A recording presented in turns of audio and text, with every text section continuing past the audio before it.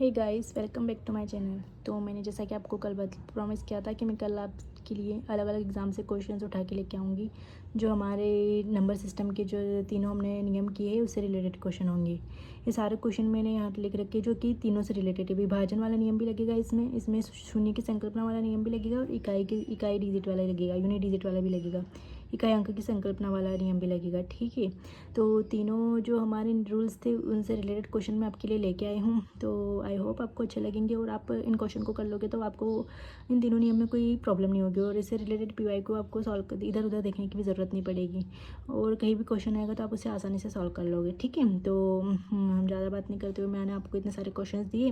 मैं एक बार आपको एक्सप्लेन कर देती हूँ अच्छे से कि इसमें किस तरह से नियम लगेगा, कैसे लगेगा। वैसे तो मैंने तीनों क्लास पहले करवा दी है, तीनों नियम की हमारी क्लासेस हो चुकी हैं। हाँ, पूरी 3 क्लासेस तो हमारी लास्ट वाली इकाई अंक वाले की हुई थी और शून्य डिजिट वाले की अलग की थी और विभाजन वाले की हमने अलग क्लास करी थी।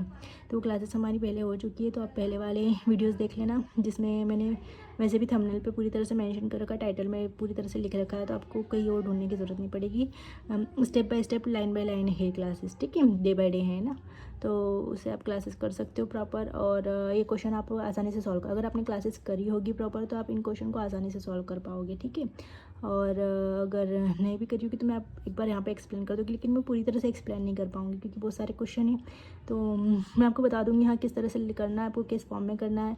लेकिन अगर आपको पूरी तरह से उनका पूरा कॉन्सेप्ट अगर आपको अपना क्लियर करना है तो आपको पहले वाली क्लासेस देखनी होगी अपनी। ठीक है, तो अब हम स्टार्ट करते हैं, हमारे क्वेश्चंस के ऊपर चलते हैं। ठीक है, तो हमारा फर्स्ट क्वेश्चन क्या है?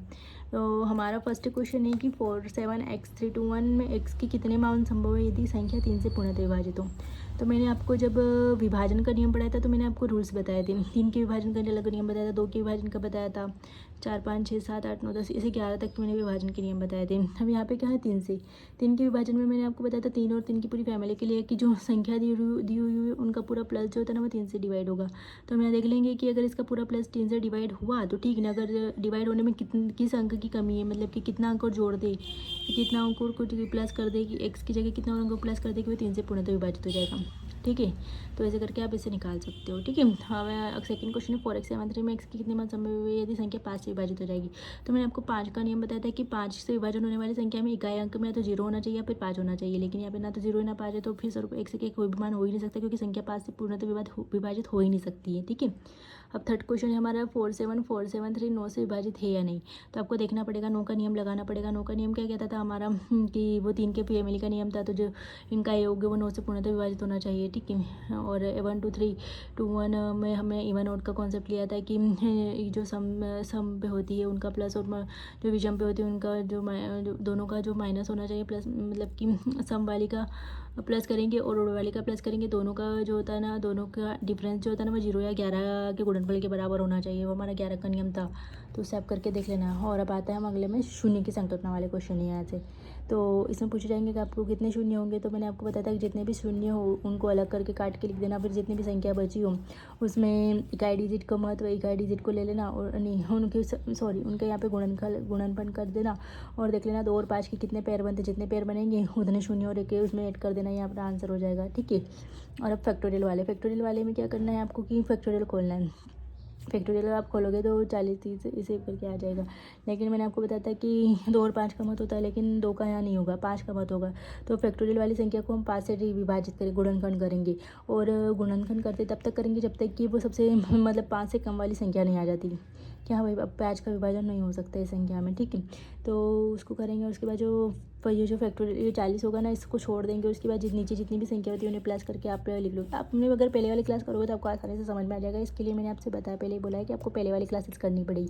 अब मैं पूरी तरह से आपको यहाँ एक्सप्लेन करने बैठूंगी तो क्लास बहुत ज़्यादा लंबी हो जाएगी। ठीक है, तो फैक्टोरियल वाले में मैं आपको बताया 5 का ही महत्व होता है। 5 से इसका हमें डिवाइडेशन करना होता है, लाइन बाय लाइन करना होता है, तो उस तरह से होगा। ठीक है, उसके बाद 99 फैक्टोरियल को 9 की कितनी पावर विभाजित करेगी। चाहे भले 40 हो कुछ भी हो, 99 का फैक्टोरियल पूछा है तो इसको हम 9 से विभाजित करेंगे, 9 से गुणनखंड करेंगे। गुणनखंड इस तरह से मैं आपको बताती हूँ, एलसीएम वगैरह भी नहीं करते हम, जैसे मैं आपको बता देती हूँ। चलो मान लीजिए कि यहाँ पूछा 99, तो यहाँ 9 करें, 9 1 9, फिर 9 से डिवाइड करेंगे तो 9 1 9। ठीक है, अब कितना भी बचा हो कुछ भी बचा उससे हमें कोई मतलब नहीं होगा। ये जो बची हुई संख्या होता है ना, इनका प्लस करना होता है। तो 11 + 1 = 2, तो हमें 9 की 12 जो पावर होगी ना वो इसको विभाजित करेगी। इसी तरह से इसमें भी हो जाएगा मैंने आपको बताया था। इसमें केवल 5 कम होता है, 5 8 40 और फिर 5 एकम 5। अब यहाँ पे 3 बच रही हो, कुछ भी बच रहा हो उससे मैंने अब ये 8 + 1 कितना हो जाएगा हमारा, 9 हो जाएगा। तो यहाँ पे 9 कितनी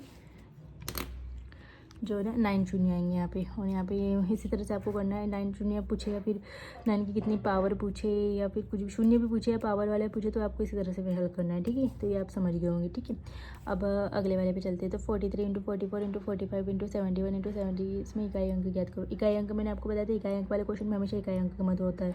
तो आप इकाई वाले अंक डिजिट ले लेना, उनका मल्टीप्लाई करना और इकाई अंक जो है वो आंसर हो जाएगा आपका। इसी तरह से डिजिट 9। अब आप बोलोगे इतनी बड़ी संख्या इसको कैसे सॉल्व करें, तो आप इनको एक एक को सॉल्व करके देखना। और यहाँ पे देख लेना, अगर मतलब 0 आ जाएगा यहाँ पे ऑलरेडी, यहाँ पे एक स्टेप पे भी 0 आ जाएगा। और 0 का किसी भी संख्या मल्टीप्लाई करो, 0 इकाई अंक आना आंसर स्वाभाविक है, तो 0 आंसर आ जाएगा। अब इसमें तो 0 आने से रहा, लेकिन इसमें लास्ट में 5 आ जाएगा, 5 आते रहेगा कंटिन्यू। तो अगर 5 आता ही गया तो फिर इकाई अंक 5 हो जाएगा। अब इसमें आपको बताया कि भाई इसमें तो ना तो 0 है कुछ नहीं है, तो आप इसको मल्टीप्लाई करते जाना। कुछ पेयर ऐसी होगी जो लास्ट में वापस रिपीट हो जाएगी, तो वही आपका इकाई अंक का आंसर होगा, ठीक है। अब 2 की पावर 3 4 7 3 ये सारे क्वेश्चन ये सारे क्वेश्चन करने से पहले आपको मैंने इससे पहले जो इकाई अंक की करवाई थी सीरीज़, उसमें आपको देखना होगा, जिसमें मैंने आपको कुछ अंक याद करने के लिए बोला था कि 2 3 7 8 जो होते हैं ना, वह 4 घात के बाद वापस रिपीट होते हैं, इकाई अंक वापस रिपीट होता है। और 0 1 5 6 जो होते हैं ना, वही इकाई अंक वही संख्या सेम होती है। और 4 और 9 में जो होता है ना, इकाई अंक कॉन्सेप्ट वही चलता है सेम एज इट इज़, मतलब कि इवन आउट के बेस पे चलता है कि अगर ओड नंबर है तो 9 में इकाई अंक 9 आएगा, और इवन है तो 1 आएगा। और ओड नंबर है तो 4 का इकाई अंक 4 आएगा, और इवन नंबर है तो 6 आ जाएगा इकाई अंक। तो इस तरह से मैंने आपको कुछ रूल्स बताए थे, वो आपको याद करना, उसके बेसिस पे आप इनको सॉल्व करोगे। अब आप बताओगे कि बोलोगे कि इसमें कैसे करना है। तो 73, अब यहाँ पे 2 है, 2 के बारे में क्या बोला था मैंने कि 4 घात के बाद वापस से रिपीट होता है। तो 73 को 4 से डिवाइड करना, पहले 4 से डिवाइड करोगे, जो शेष पूरा डिवाइड होने के बाद जो शेषफल बचेगा, शेषफल हो जाएगा ना, वही 2 की पावर होगा। 2 की पावर में भले 1 2 3 4 जितना भी शेषफल बचता है, वही उसका जो आंसर होगा वही आपका आंसर होगा। 3 के लिए भी वही होगा, 7 के लिए भी वही होगा, 8 के लिए भी वही होगा, 3 के लिए फिर वही होगा, 9 के लिए मैंने आपको बताया इवन और नंबर का कॉन्सेप्ट लग जाएगा। 30 के लिए 0 है लास्ट में, तो ऑब्वियसली का अंक हमेशा 0 होगा। और यहाँ पे मैंने बताया था x की पावर a की पावर b, तो x की पावर a × b इस बेसिस पे कब कर लेना, ठीक है। अब ये वाला क्वेश्चन है आपके पास, ये क्वेश्चन आपको दिया है कि इकाई अंक फाइंड आउट करो। तो आप मल्टीप्लाई वाले में कैसे इकाई अंक फाइंड आउट करोगे, तो आपको पहले 2 की इकाई का नियम 91 में से 4 को से डिवाइड करना। 3 के लिए भी आपको पता है 43 में से 4 से डिवाइड करना। 4 की पावर वाले में आपको इवन आउट का कॉन्सेप्ट पता होना चाहिए कि भाई इनके जो नियम है ना वो इनमें इसमें भी लागू होंगे, ठीक है। तो इस तरह से आप इनके पावर का निकाल के मल्टीप्लाई करके इकाई अंक अपना निकाल सकते हो। इसी तरह से आप आगे भी कर सकते हो। दहाई अंक पूछे तो इकाई वाला छोड़ के दहाई वाला बता सकते हो, जैसे कि इसमें ये 1 इकाई है, 9 दहाई है, 7 सैकड़ा है, और 2 हज़ार है। तो इस तरह से आप इकाई दहाई कुछ भी बता सकते हो। सॉर्ट करके माइनस करना, मल्टीप्लाई करना, जो भी आपको करना है आप आराम से कर लोगे इन क्वेश्चन को। अगर आपने पहले वाली क्लासेस प्रॉपर कर रखी होगी ना, तो क्वेश्चन में कुछ भी नहीं है।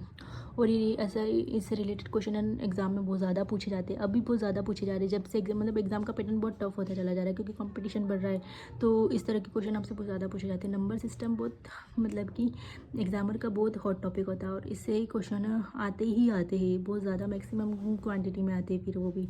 तो आप अच्छे से करिए। तो और अब हमारा केवल लास्ट नियम जो है जो बहुत इंपॉर्टेंट होता है, उसके नियम तो बहुत सारे होते हैं नंबर सिस्टम में, लेकिन शायद 1 2 और बचेंगे, या फिर लास्ट बचा हम देखेंगे किस बेसिस पे क्या चलता है, और हम उसको करवाएंगे, ठीक है। इंपॉर्टेंट के हिसाब से करवाएंगे। और जिन हम नियम नंबर सिस्टम में आपको और ज़्यादा रूल्स बता भी दूँ और क्वेश्चन नहीं आए उससे, तो फिर आप समझ के भी क्या ही करोगे। तो जितना हमारा पूछा जाता है एग्ज़ाम के हिसाब से, एग्ज़ाम के पर्पज़ के हिसाब से हमें प्रिपरेशन करनी है, ठीक है। हमें पीएचडी नहीं करना है। तो उस बेसिस पे आप प्रॉपर क्लासेस करिए, और बहुत ही कम टाइम में और कम टाइम में और ज़्यादा क्वालिटी वाइज क्लासेस मैंने करवा दे रखी है। आपको एक समझ में भी अच्छे से आ जाएगा। आपको अगर स्पीड ज़्यादा लग रही हो मेरी बोलने की, तो आप स्पीड को कम करके भी क्लासेस देख सकते हो अच्छे से, और क्वेश्चन को भी अच्छे से सॉल्व कर सकते हो। तो आई होप आपको क्लासेस अच्छी लग रही होगी, और ये सीरीज़ भी अच्छी लग रही होगी। तो थैंक्स फॉर वॉचिंग। और इसी तरह से क्वेश्चन करते रहिए, PYQ सॉल्व करते रहिए, और आगे बढ़ते रहिए, और सक्सेस हासिल कीजिए, ठीक है। बाय।